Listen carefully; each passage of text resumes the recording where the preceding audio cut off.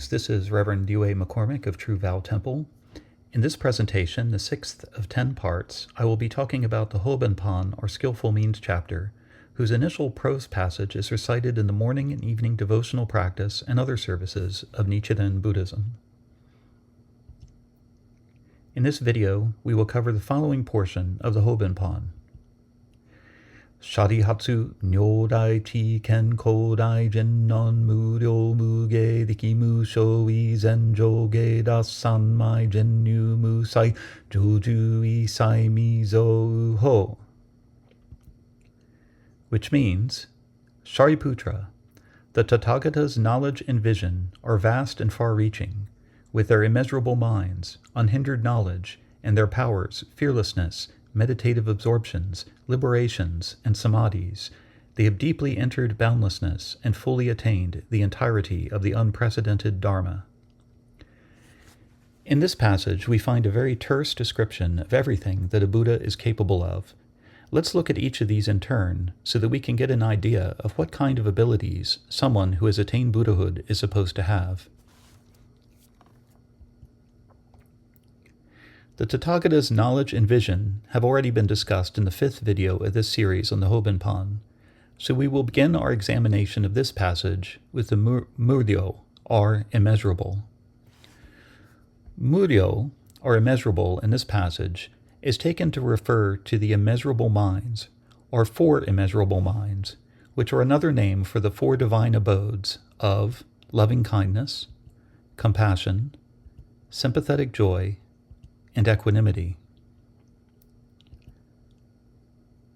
According to the Treasury of Abhidharma treatise, they are called the 4 immeasurable minds because they apply to an immeasurable number of sentient beings, they accrue immeasurable merit when cultivated, and they bring immeasurable karmic recompense. The 4 immeasurable minds of loving kindness, compassion, sympathetic joy, and equanimity are respectively the antidotes for ill will, violence, discontent, and both sensual desire and ill will. Loving kindness is specifically directed towards all beings whom the practitioners wish to be happy, compassion towards beings who are unhappy, sympathetic joy towards beings who are joyful, and equanimity toward all beings equally in all circumstances.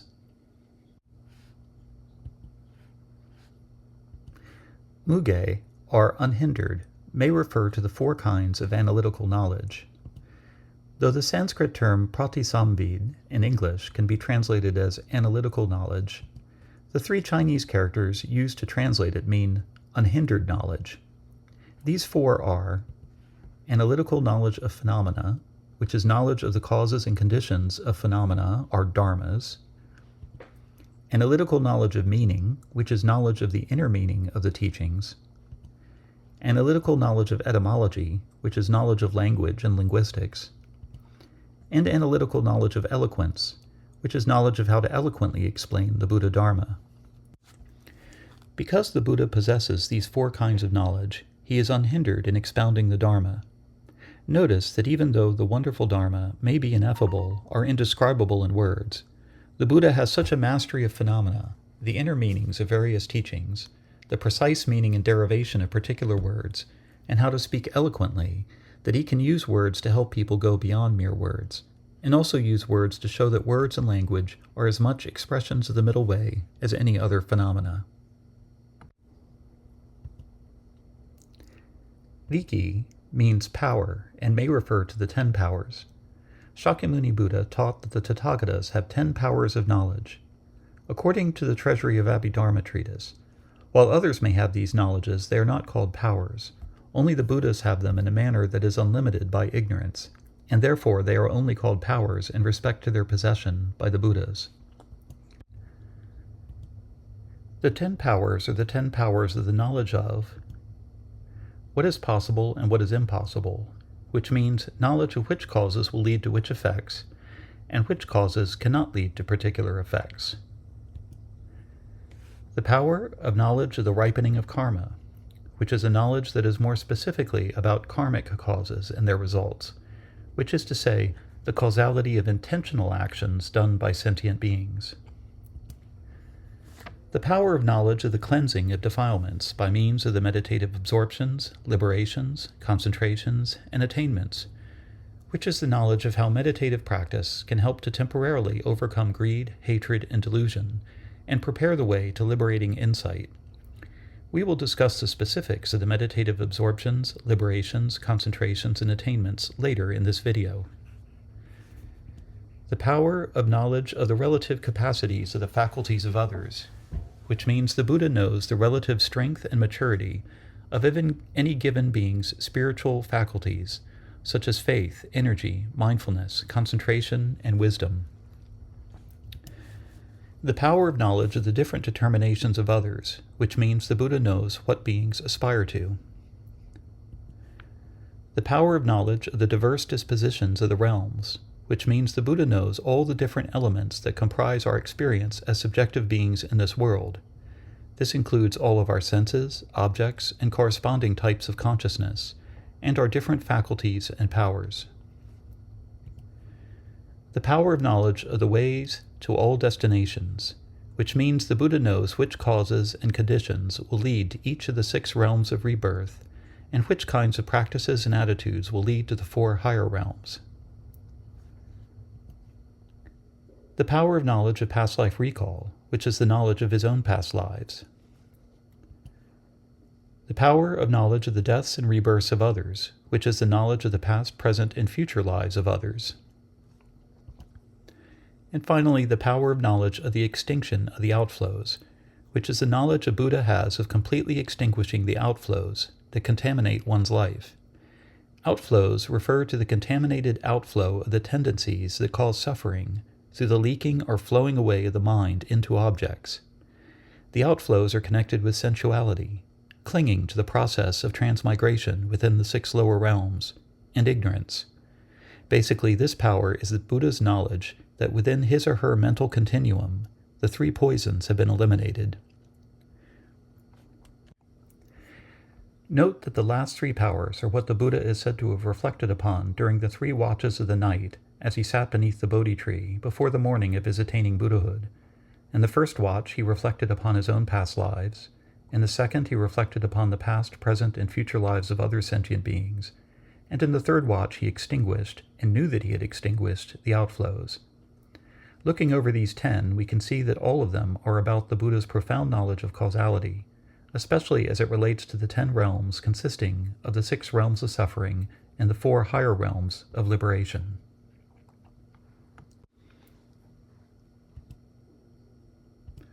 Mu Shoi, or fearlessness, may refer to the 4 kinds of fearlessness. Shakyamuni Buddha taught that Tathagatas have the following 4 kinds of fearlessness. Fearlessness in declaring his full awakening, because he has no doubts about his attainment of Buddhahood.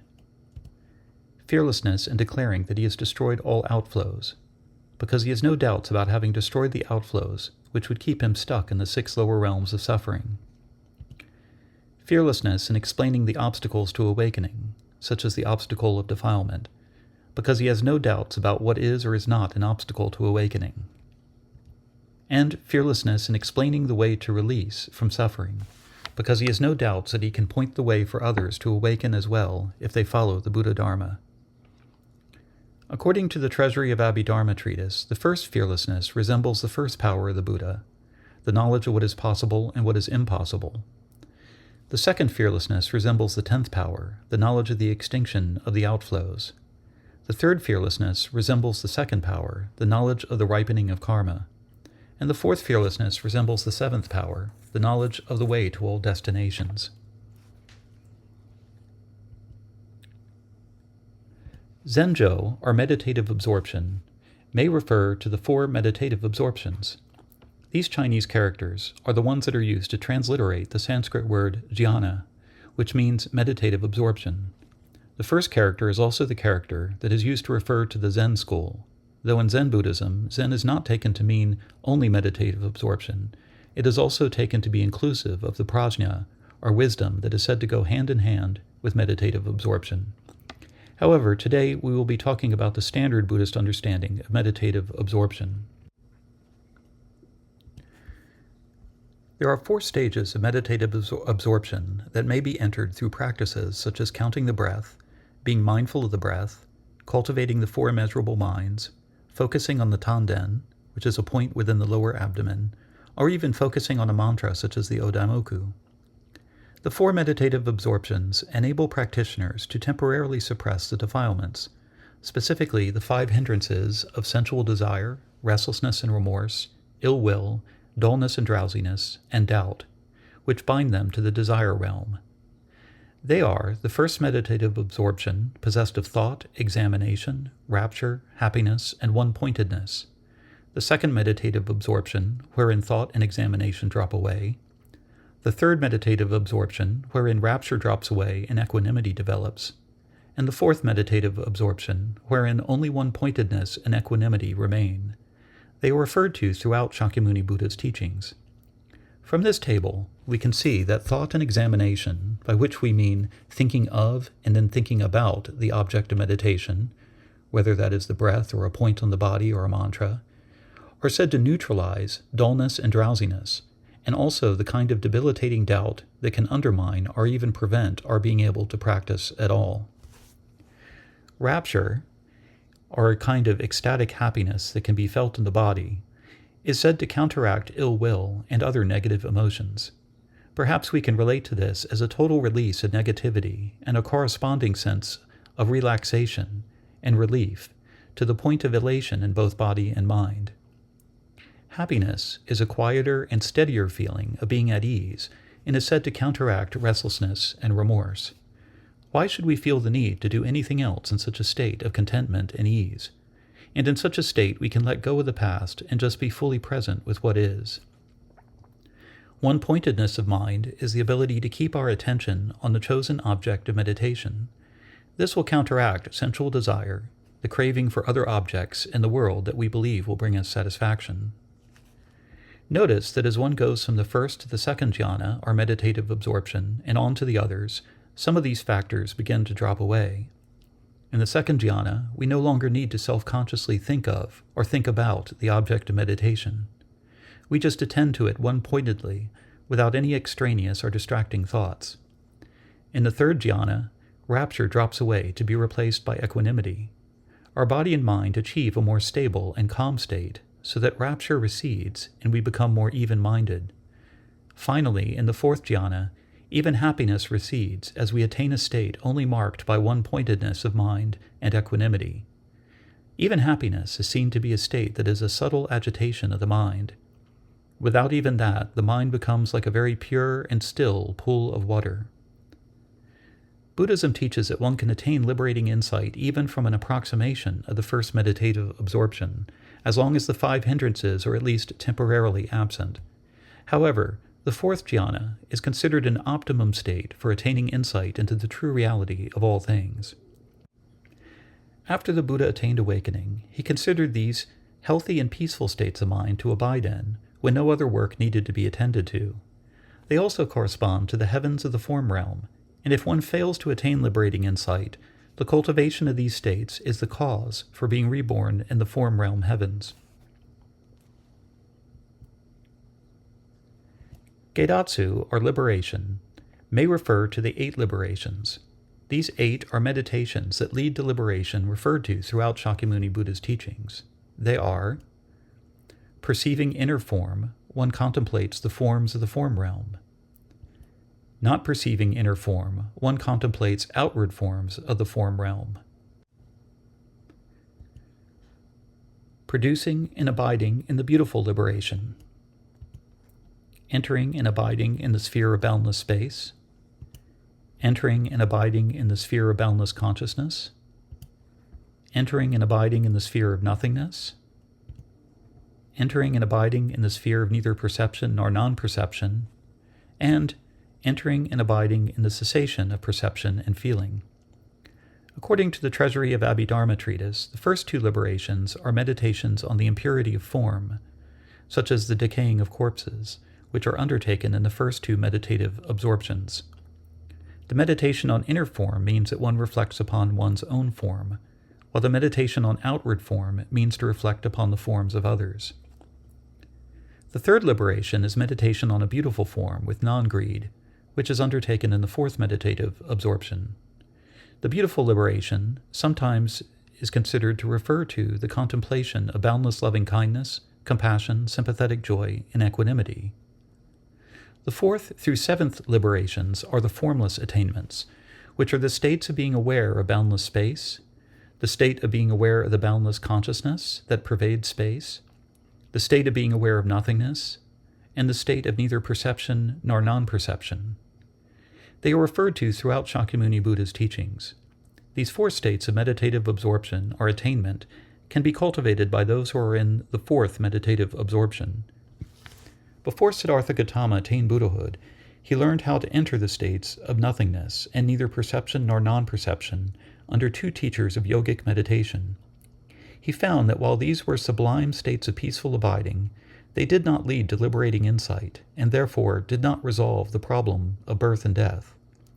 Also, just as cultivating the four meditative absorptions without liberating insight is the cause for rebirth in the heavens of form, cultivating the four formless attainments is the cause for being reborn in the heavens of the formless realm.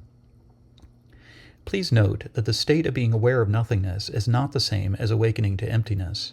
Nothing is simply nothing, whereas emptiness is the non-self nature of provisional existences. Apart from provisional existences, there is no emptiness to speak of. Emptiness and provisional existence imply one another, and also the middle way. The eighth liberation, cessation of perception and feeling, is a sublime state wherein the meditator is silent, immobile, and beyond feeling or perception. Upon emerging from this state, the practitioner's first moment of consciousness is in contact with nirvana, or the unconditioned, which is characterized by emptiness, because it is empty of substance, signlessness, because it has no marks or signs of differentiation, and wishlessness, because there is nothing else to wish for once one directly comes to know the unconditioned, true reality of all things. This liberation can only be attained by those who are well established in the four higher realms of the voice-hearers, privately awakened ones, bodhisattvas, and Buddhas. Finally, we come to sanmai, which is a transliteration of the Sanskrit word samadhi that means concentration. Samadhi means to have one-pointed concentration on an object, especially if that concentration leads to a non-dualistic knowledge of the true reality of all things. In Tiantai Juri's Great Calming and Contemplation, he speaks of four samadhis, by which he means four ways of attaining samadhi through Buddhist practice.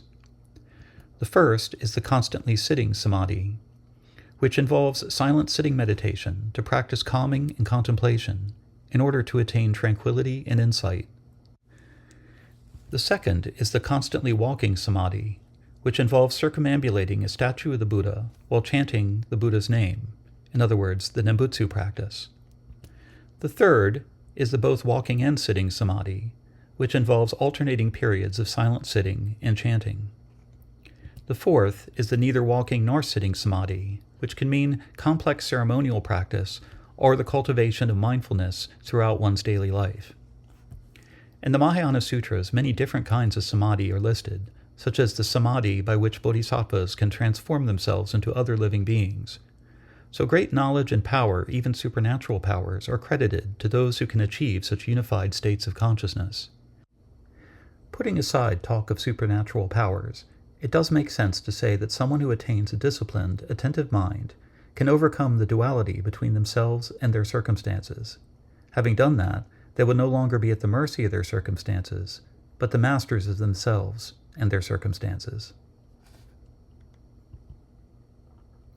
I now bring this sixth of a 10-part presentation on the Skillful Means chapter of the Lotus Sutra to a close. I look forward to your questions and comments. May the merits of this talk on the Dharma extend universally to all, so that we and all living beings together accomplish the Buddha way.